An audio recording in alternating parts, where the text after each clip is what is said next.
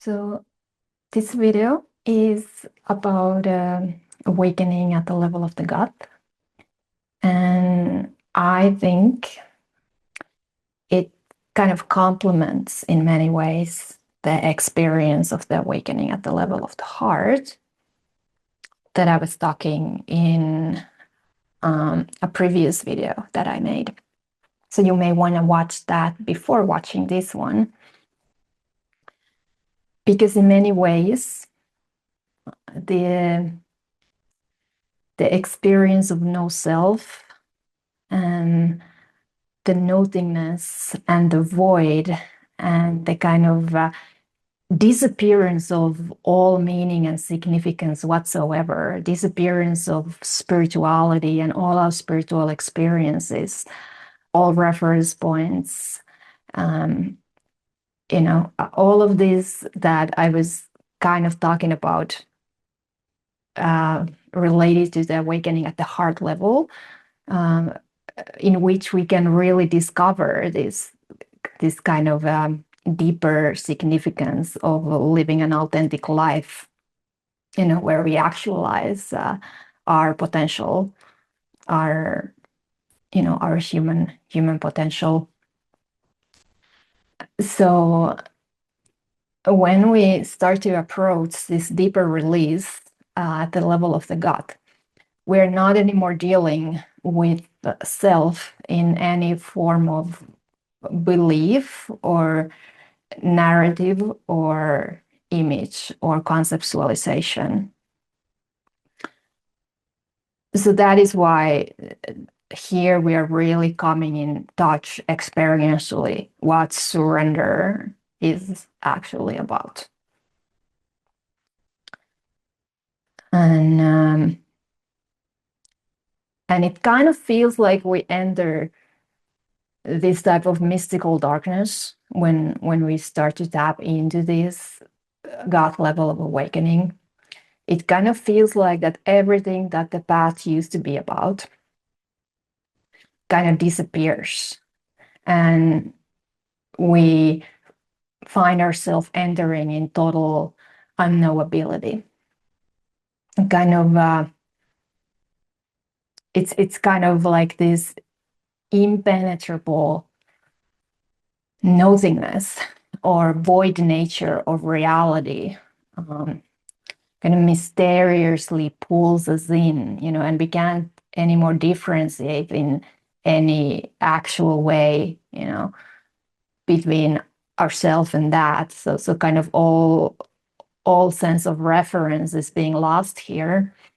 And it's not an identity, this formlessness, this unfathomable unknowability. It feels as if even this deeper identity, or you could say true identity, that awakening brings us, kind of also disappears in this total mystery.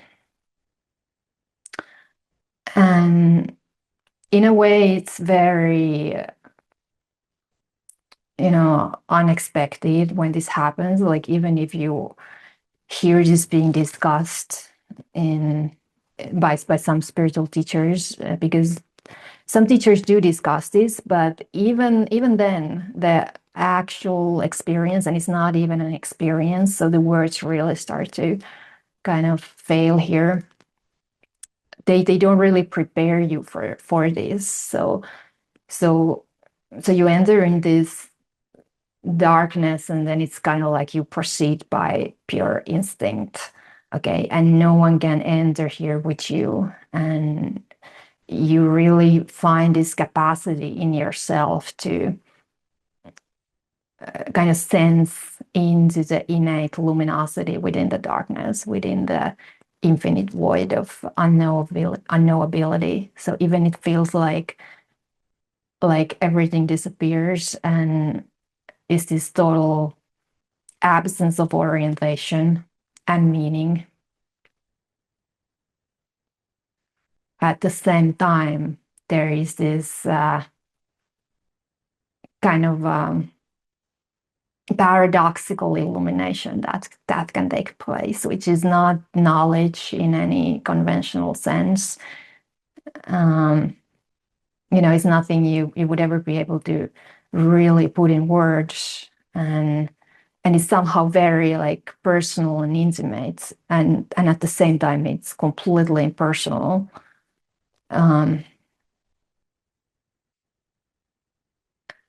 But somehow here we discover intimacy that is even more deeper than the intimacy of unity, and the kind of intimacy that I was describing at the heart level, this pure connectivity and interconnectedness.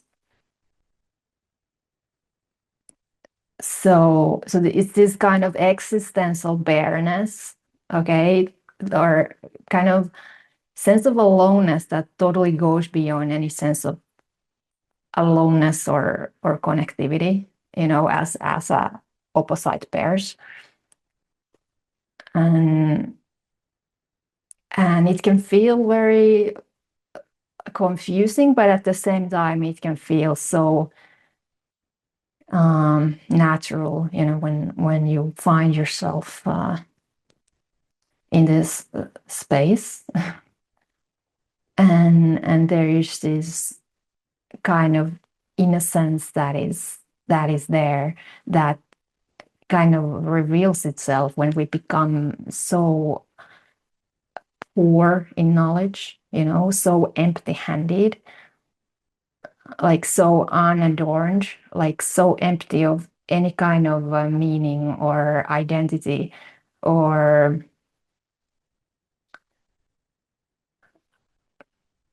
it's like this eye of a needle. Like you can take anything with you, and you are not, and it's like all forms of identity needs to be left behind in order to pass. Even these type of identities that feel kind of non-dual, like at the level of the heart, we can discover this type of experience of ourself as energy or potentiality, right? Like unlimited potentiality, or like creative power, but and at the level of the head, we can discover ourselves to be this infinite, boundless awareness. So these identities can be very liberating as an antidote to the experience of being a separate self. But for this awakening process to really complete itself, all these subtle forms of identity needs to be released to truly discover the formless nature. And you can't even say that it's your formless nature or the formless nature of reality, because even those words totally cease making sense. There's no reality, there's no you, there's no other. But it's not a negation. It's just this type of living paradox and cessation, and but eyes open and engage with the world, but there is not world, and it's just so hard to describe in words, okay, that there's this immense stillness and silence, okay, that becomes very, very like all pervasive when this release happens. And this release is really all about kind of profound letting go at the root level of our being. That's what it's essentially about. And again, it's a causal, it's spontaneous, it's just this like act of letting go at the deepest kind of root, at the root of our being. And totally effortless. And then there is this mysterious ease, this total absence of any kind of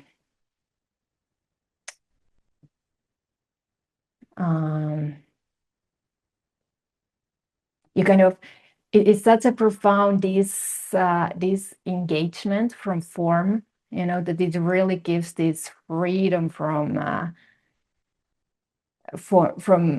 being anything particular, but not as anything other than the world of form. So it's this paradox of realizing that form is formlessness and formlessness is form. But initially it can just feel so immense, this formlessness when the form is just released completely like that, in this very kind of deep end of non-duality, which is again a full-bodied experience. So then we can again see what was that form of self in the form of just this elemental grasping when it's no longer there, or at least when the core of it has released. So for sure, our system can always carry some deeply rooted resistance patterns and forms of holding, but there is this fundamental difference when this kind of apparent solidity, at the gut level, it just opens up into this immaculate spaciousness. So then we can really see that in this form, the self is really nothing but this tendency to try to preserve, to try to protect. So it's very instinctual like that. It's kind of very primal like that. It's very connected to the self-preservation instinct and the procreation instinct in our being. And interestingly, that instinct can then take these very spiritual and elevated forms when we try to preserve the continuity of our identity by being, just pure awareness, for example, and kind of disidentifying from the body. So this gut level of release into formlessness and the release of all kind of identities, all spiritual identities, all subtle self-views, means that we kind of finally, like in an embodied way, release this existential fear of death, because it is a kind of death, this God level of awakening. So there's so that's why there's really like no way to prepare for that, but at the same time our system has that innate you could say wisdom, to know that it's okay when it happens.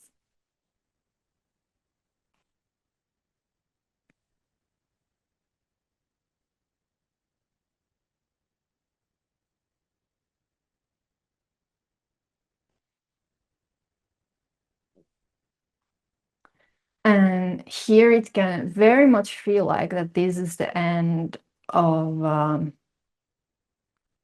your spiritual path, because it really feels like that whole journey of awakening and all the experiences that felt very crucial to our awakening journey, they just disappear into this infinite nothingness. And you can kind of sense how all of it was just this tiny insignificant blip in eternity, just like the sense of experience of separation was just this tiny blip in eternity. like this whole life and the whole human species and the whole history of human evolution is just this tiny insignificant blip in the ocean of infinite nothingness, and just this very, very like it's very silent and it's very still, but it's not inactive, so it kind of feels like there's no energy at all here. But if you really feel into it, you can sense that actually the stillness, there is this very, very, very subtle pulsation at the core of it. It's just like kind of energy in the form of just the purest potentiality. And it can almost feel like inertia, but at the same time, you can kind of sense that there's tremendous power in it, but it's not manifested power.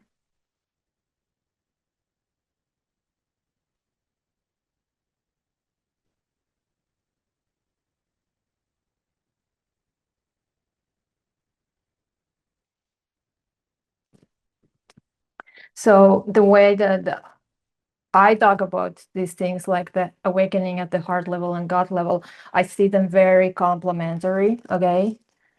I see them very complementary. Like, because if you have this total loss of significance and meaning without the heart level of awakening, then there's the danger of nihilism, right? But if you have this kind of discovery of, you could say, the innate meaningfulness, of your incarnation, and the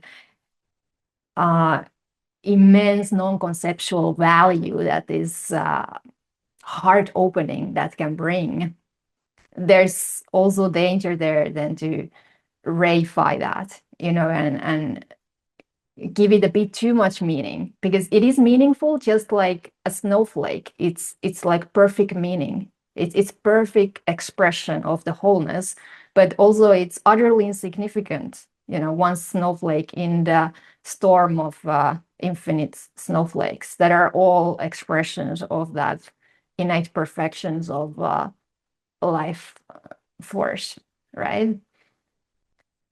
So I think it's important to kind of sense into both of these at the same time, even they can first feel like they are two different things.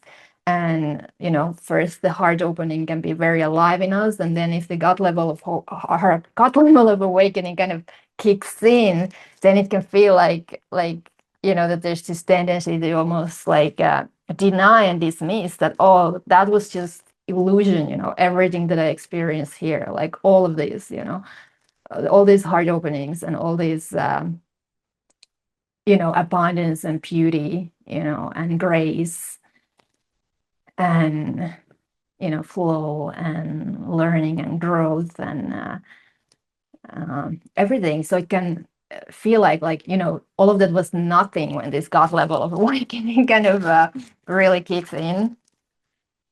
But it can also go the other way around, that if you first have that happening and then you have the heart finally opening and you just suddenly discover this wow, like all life is worthy of reverence and everything has that sense of sacredness to it, like even it's totally empty and empty of any inherent meaning, empty of any fixed meaning, it's still very meaningful in a weird way, and then there can be the tendency to dismiss and deny that, oh, like the nothingness and the experience of no self, like that was just another, you know, illusion, a way that I was kind of checking out of life, something like that.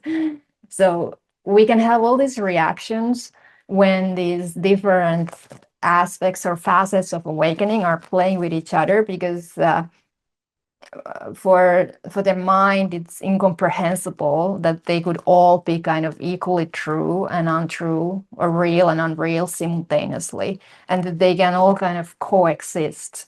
And there's more aspects of awakening than these two that I'm talking about here now, like the gut level awakening, this void of no self, and the heart level awakening, this energetic intelligence and creativity of life.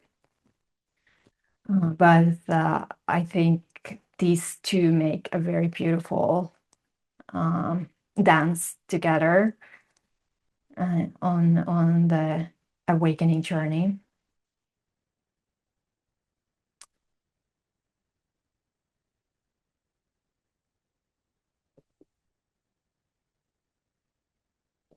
And what this gut level of awakening, what it really, really brings is this deepest imaginable homecoming. It's like when that letting go happens at the root of our being, it's such a deep relief, even if there can be initial disorientation around it, and this total not knowing. There's also this tremendous just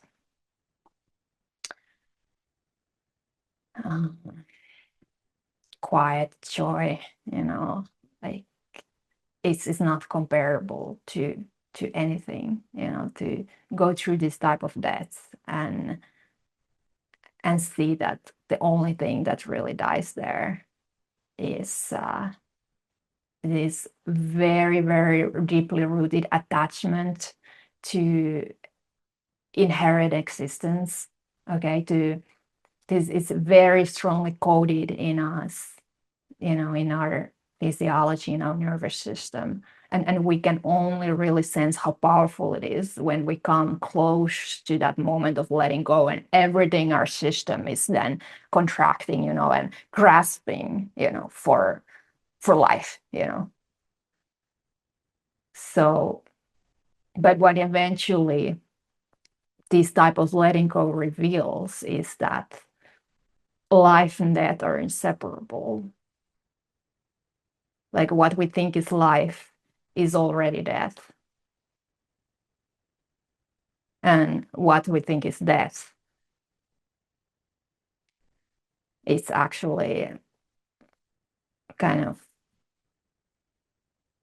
constantly birthing